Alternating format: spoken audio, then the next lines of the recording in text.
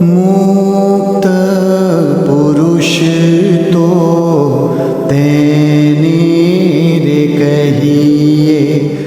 એક વખત સદગુરુ મુનિ સ્વામી રાત્રે લઘુ કરવા માટે મચ્છરદાનીમાંથી બહાર નીકળ્યા અને ચરણ ઘનશ્યામભાઈના હસ્ત પર પડ્યો એટલે સદગુરુ ચમક્યા. કોણ છે? ધીરા સ્વરે ઘનશ્યામભાઈ બોલ્યા, આપનો દીકરો. સદગુરુએ પૂછ્યું, અત્યારે અડધી રાત્રે શું કરે છે? કેમ જાગે છે? ઘનશ્યામભાઈએ કહ્યું, બાપા ધ્યાન કરું છું. સદગુરુએ પૂછ્યું, ધ્યાન? કોનું ધ્યાન કરે છે?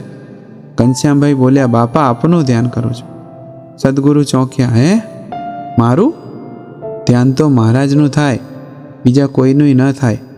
આ સાંભળી ઘનશ્યામભાઈએ કહ્યું, એ તો બાપા આપ ધ્યાન કરતા હતા એટલે આપના દર્શન કરતો હતો, તે એવું ધ્યાન. પણ મને મહારાજનું ધ્યાન કરતા નથી આવડતું.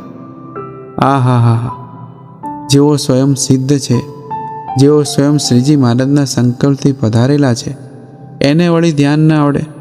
અરે અનંતને જ્ઞાન ધ્યાનના મજરા કરાવી મૂર્તિમાં રમણ કરી દેનારું સ્વરૂપ છે, છતાં સત્પુરુષની આગળ અહમ શૂન્ય રહેવાની કેવી અલૌકિક રીત શીખવી છે. ઘનશ્યામભાઈના વચનો સાંભળી સદગુરુએ દિવ્ય હાસ્ય રેલાવ્યું અને તેઓનું મસ્તક પોતાના ખોળામાં મૂકી આખી રાત સુખ આપ્યું અને એ દિવસથી અખંડ મૂર્તિમાં નિમગ્ન કરી દીધા. એવું વાલા ગુરુજી દાસત્વ ભાવે કાયમ કહેતા હોય છે.